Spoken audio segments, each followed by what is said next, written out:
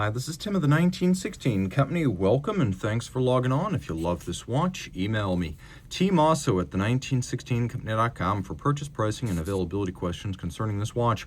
And this watch is a modern classic, Patek Philippe 5146J. This is the model 010, so the 5146 launched in 2005 as the replacement for the pioneering 5035, which itself came out in 1996 as the world's first annual calendar.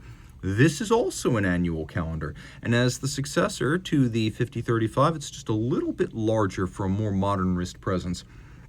In yellow gold, 39 millimeters in diameter, 11.4 millimeters thick, 46.4 lug-to-lug with a 20 millimeter spacing in between the lugs.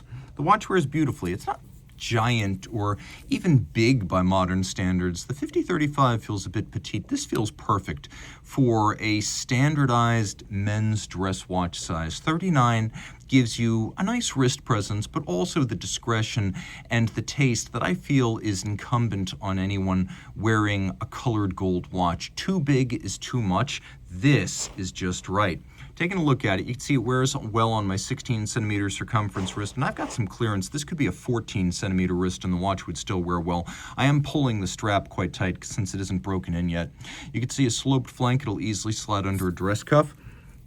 Strap is high grade. You can see both medium and large rectangular scale alligator leather in a semi-gloss brown. We've got a folded edge, a monotone stitch, calfskin on the bottom. You can see no crimping, no gouging. Patek Philippe factory strap, pull tab, spring bars. You pull the tab, the strap pops right off the case, no tools necessary. Single fold clasp in yellow gold like the watch. You can see it is friction fit, but it features this unique little radial spring. So when it shuts, it actually snaps together quite securely. Now, another thing to note is that here we've got the Calatrava Cross, and that is the logo of the manufacturer. And you will also find it on the crown as well as the rotor. The case is simple and strong, a lot of curves, very few straight lines, really only when viewed in profile and you see the horizontal sweep of the bezel to case junction, or when you view it and look at the interfaces of the lugs, do you see any straight lines. So it's a beautiful, voluminous, and luxurious form. It's all curves, many of them compound and complex. As a result, it has an inviting warmth to it, born not only of the metal itself, which is quite warm and inviting, but of a case that seems lush, luxurious from every angle. We have a little bit of a countersink to the crown, so it doesn't stick out too much. They want it to be as unobtrusive as possible. The dial is a beautiful anthracite metallic, and you can see yellow gold tri-Arabic numerals, indices, and hands. There's a surprising amount of luminescence here. As you can see, it's an easy watch to read in the dark. Annual calendar. I suspect we'll just jump through the change right there so you can see the perfectly aligned calendar. What we've got is a system that needs only one correction a year during the jump from February to March. Patek Philippe pioneered this system back in 1996 with the 5035, and then this watch took up the torch from the 5035 when it was discontinued. This is a larger watch, but it's also a newer generation of movement. More on that in a moment.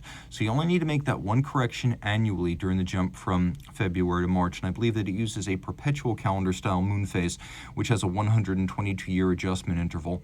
We have a power reserve indicator up at the top, and although it is an automatic watch, you can wind it manually if you want to see the power reserve indicator sweep from side to side. It's got a 45-hour power reserve and a 4 hertz beat rate, and about that.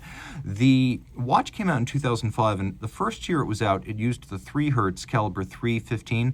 This is the 324 that came out in 2006, so this is a 4 hertz movement, unidirectional winding. It's got the 45-hour power reserve, a 5-position high horology style adjustment. Generally, chronometers and high-end watches are at least 5 positions adjusted.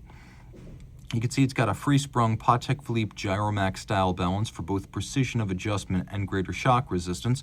It has a metal hairspring for this era. You can see that it features 36 pivot jewels and Geneva seal decoration. So here's how you can chart the change with these.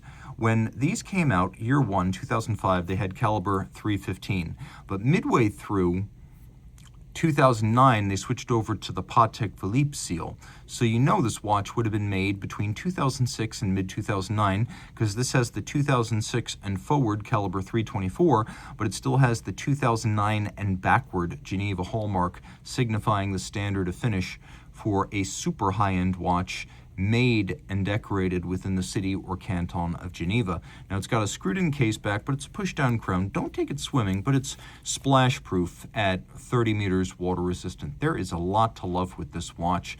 A versatile timepiece with an all-time great Patek Philippe calendar system and innovation, the first ever annual calendar in the 5035, and this the heir to that legacy in a slightly larger case.